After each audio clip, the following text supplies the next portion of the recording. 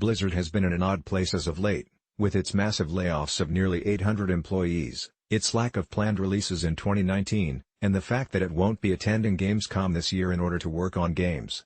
Along with those points comes an interesting nugget of information from a former Blizzard developer. The now ex-employee, David Gibson, took to Twitter and mentioned that the game he and his team were working on for the past 2 years had been cancelled and would never see the light of day. The tweet can be seen below. Gibson mentioned he'd be leaving the company and that unfortunately you'll never see what we made over the past 2 years. That's game dev. This is sad news from a business point of view, but from a creator standpoint, as well.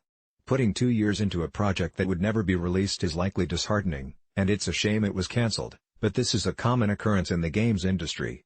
There are many projects and ideas that simply never see the light of day. This likely is part of Blizzard's new initiative to restructure the company and focus more on being more profitable, so evidently the project wasn't coming along as well as the company had hoped. Either that, or it was not deemed to be a profitable business endeavor.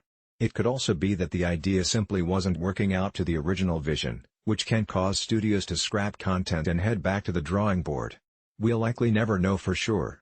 Interestingly, a user replied to Gibson's tweet saying, "Whoa, your project got cancelled and I didn't read about it on Kotaku?" Shortly after, Kotaku's Jason Schreier replied, "Well, not yet, so we might be seeing something later down the road," much in the vein of his Anthem expose. Perhaps some of the assets used on this cancelled project will show up in a later game, or something similar, so it's not a waste, but we'll just have to wait and see, even though it may never actually be public knowledge. What do you make of the news that Blizzard had a game in development for 2 years, only to be cancelled? What do you think the project was? Let us know.